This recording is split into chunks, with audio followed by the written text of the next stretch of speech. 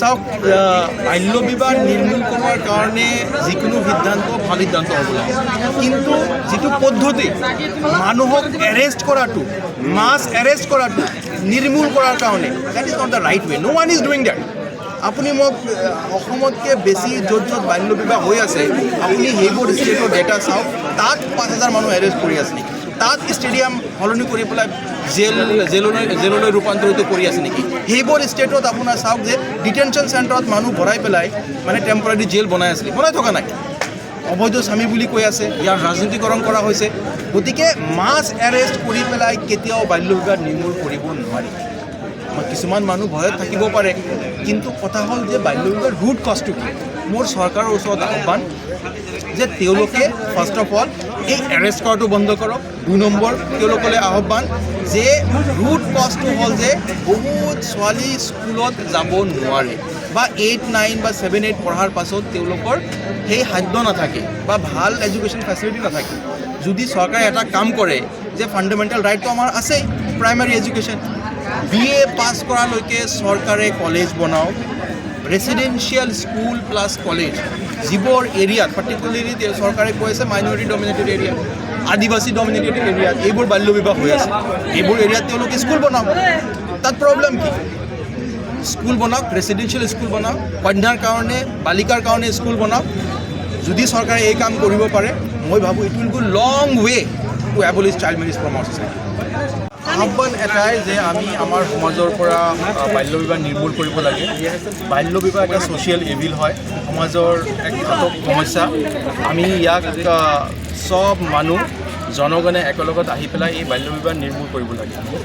আই very completely understand কি খালি এইবোৰ কথা ক'লেই নহ'ব, দুটা ষ্টেপত আমি কাম কৰিব লাগিব। এক হ'ল এৱাৰনেছ, মানুহক সজাগ কৰাৰ কামটো আজি আমি ষ্টাৰ্ট কৰিছোঁ।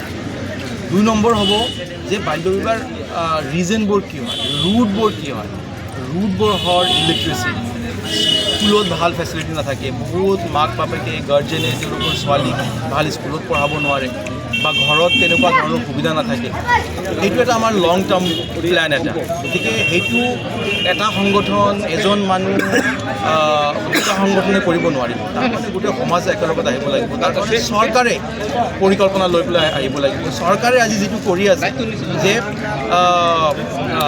মানুহক যিধৰণে এৰেষ্ট কৰি আছে, খালি এই এৰেষ্টে বাল্য বিবাহ কেতিয়াও বন্ধ কৰিব নোৱাৰে। অসমতকৈ বেছি আৰু 4টামান ৰাজ্য আছে য'ত নেকি অসমতকৈ বেছি বাল্য বিবাহ আছে। তাত কিন্তু এনেকুৱা ধৰণৰ মাছ এৰেষ্ট কৰি পেলাই তেওঁলোকে বাল্য বিবাহ নিৰ্মূল কৰাৰ কাৰণে কিন্তু চেষ্টা চলোৱা নাই। কেইদিনমান আগত চৰ-চাপৰি যুৱ ঐক্য মঞ্চ আৰু কিছুমান ভুক্তভোগীয়ে পাৰ্লিয়ামেণ্টাৰী ষ্টেণ্ডিং কমিটিৰ আগত ৰিপ্ৰেজেণ্টেশ্যন দিছিল। তেওঁলোকৰ আগত এই গোটেই পৰিস্থিতিটো দাঙি ধৰিছে। তাত কিছুমান ভয়াৱহ তথ্য আহিছে। যেনেকুৱা চৰকাৰে কৈছে যে তেওঁলোকে এৱাৰনেছ ক্ৰিয়েট কৰিছে। আপোনালোকে চবেই জানে চৰকাৰে কোনো ধৰণৰ এৱাৰনেছ ইয়াৰ ওপৰত ক্ৰিয়েট কৰা নাই। চৰকাৰে এইটো একচেপ্ট কৰিছে যে তেওঁলোকে মাছ এৰেষ্ট কৰি পেলাই এই এৱাৰনেছ ক্ৰিয়েট কৰি আছে, যিটো নেকি ভুল কথা। এই এৰেষ্ট কৰি পেলাই মানুহৰ জীৱন ধ্বংস কৰি পেলাই কেনেকৈ এটা এৱাৰনেছ ক্ৰিয়েট কৰিব পৰা যায়? এৱাৰনেছ ক্ৰিয়েট কৰাৰ কাৰণে বহুত মিডিয়াম আছে।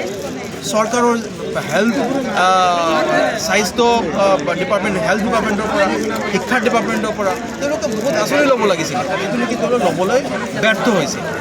আৰু বহুত নিৰ্দোষী মানুহ, যিবোৰ মানুহৰ বিয়া হোৱাই নাই, সেইবোৰ মানুহকো এৰেষ্ট কৰা হৈছে। যিবোৰ এতিয়ালৈকে বিয়া হোৱা নাই তেওঁলোকক এৰেষ্ট কৰা হৈছে। বাল্য বিবাহ বন্ধৰ ক্ষেত্ৰত যি পদক্ষেপ হাতত লৈছে